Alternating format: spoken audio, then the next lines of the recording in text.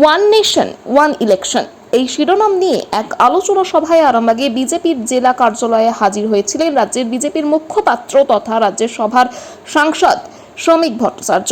এদিন বিকেলে তিনি দীর্ঘক্ষণ এই বিষয় নিয়ে আলোকপাত করেন। বলেন, এই সভা অরাজনৈতিক আলোচনা, কিন্তু উপস্থিত ছিলেন এই সভায় বহু বিজেপির কর্মকর্তা এবং নেতৃত্বরা। হাজির হয়েছিলেন মহকুমার 4 বিধায়ক সহ একাধিক মণ্ডল কমিটির সভাপতি, সাংগঠনিক জেলার সভাপতি সুশান্ত বেরা সহ একাধিক বিজেপি নেতৃত্ব।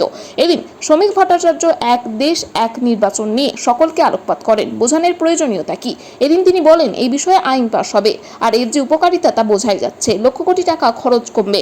এই আলোচনা আরামবাগে হলো, সর্বত্রই হবে। এটা শুরু এখান থেকে আরো বহু জায়গায় হবে। আপনারা বোঝাবেন, সকলকে বোঝাতে হবে। তিনি বলেন, সারা দেশের নির্বাচনের সাথে পশ্চিমবঙ্গের নির্বাচনের একটি মৌলিক পার্থক্য রয়েছে।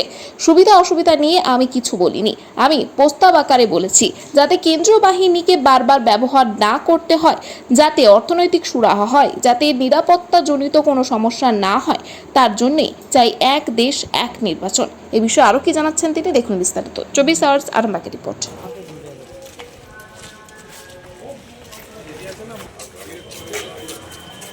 দলের পারফরমেন্স নেই, দলের অন্দরে অত্যন্ত প্রশ্ন উঠেছে।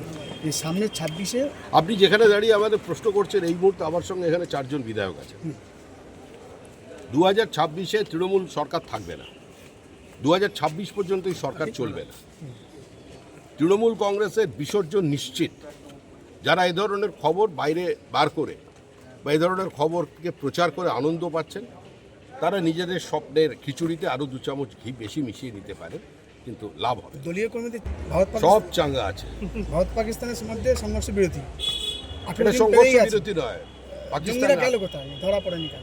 জঙ্গিরা গেল কোথায়? ধরা পড়েনি কেন? 18 দিন জঙ্গিরা দেখলেন না কত মারা গেছে? পাকিস্তানের সংখ্যাটা বলতে বলুন। জঙ্গিরা যেভাবে থাকে, এক ঘরে কতজন থাকে, আর বেশি কিছু বলবো না, সেটা আপনারা বোঝেন। যেগুলো পড়েছে ওপর থেকে সংখ্যাটা কত, ওটা পাকিস্তান হাড়ে হাড়ে টের পাচ্ছে, আর তার জন্যই কালকে ফোন করে যুদ্ধবিরতির কথা বলে। ঝালদার মনীষ রঞ্জন পরিবারের প্রশ্ন তুলেছেন যে সন্ত্রাসবাদ তো আবার ওরা আক্রমণ করবে, দেখতে হবে সেটা। আবার আক্রমণ করলে প্রতিহত করবে। আসলে সন্ত্রাসবাদ তৈরি হচ্ছে কেন? এই যে পশ্চিমবঙ্গে 12 থেকে 15 বছরের ছেলেমেয়েরা হাতে পাথর নিয়ে ছুঁড়ল মুর্শিদাবাদে, তার কারণ কি? তারা তো মাঠে ফুটবল খেলার কথা।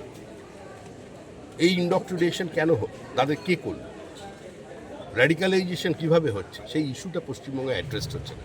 কাশ্মীর তো অনেক দূরে, প্লেনে চেপে যেতে হবে। আগে পশ্চিমবঙ্গের মধ্যে যেটা হচ্ছে সেটা নিয়ে চিন্তা ভাবনা করতে হবে। ট্রাম্প সরকার চাপে কি মোদী সরকার সংঘর্ষ বিরতি? ট্রাম্পের চাপে কি? ট্রাম্পের থেকে, যদিও সম্মানীয়, ডোনাল্ড ট্রাম্পের থেকে নরেন্দ্র মোদী অনেক বেশি শক্তিশালী, অনেক বেশি জনপ্রিয়। কূটনৈতিক ব্যবস্থাটা বুঝতে হয়।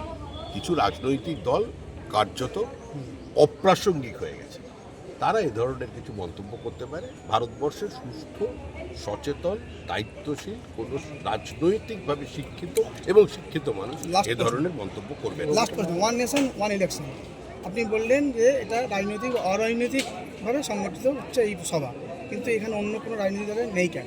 তাদেরকে আমন্ত্রণ জানানো হয়নি? এটা তারা শুরু হল, আচ্ছা, এটা শুরু হল।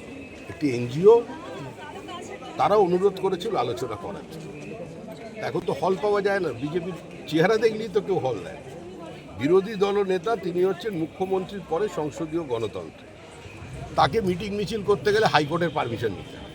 এখন আবার ধর্মাচরণ করতে গেলে, হরিনাম বলতে গেলেও তাকে হাইকোর্টে যেতে হচ্ছে। কাঁতির সভা থেকে দেখা যায়। সেখানে পরিস্থিতি আমরা পাচ্ছি না, সেজন্য আমাদের হলটাই ব্যবহার করা হলো।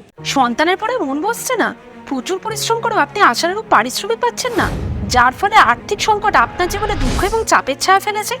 দেনার ভারে জর্জরিত স্বামী স্ত্রীর মধ্যে প্রতিনিয়ত ভুল বোঝাবুঝি বেড়েই চলেছে। নতুন বাড়ি কিনেছেন, কিন্তু সেই স্বপ্নের বাড়িটা যেন আরো দুর্ভোগ নিয়ে এসছে আপনার জীবনে। আপনি ভাবছেন সস্তায় পাওয়া বাড়িটা নেওয়াটাই কি সঠিক সিদ্ধান্ত ছিল? এমনই সব দ্বিধাদ্বন্দ্ব এবং জীবনের কঠিন মুহূর্তে আপনাকে সঠিক পথে পরিচালিত করবেন আন্তর্জাতিক খ্যাতিসম্পন্ন স্বর্ণপদক ও স্বর্ণ মুকুটপ্রাপ্ত ডক্টর অজয় শাস্ত্রী।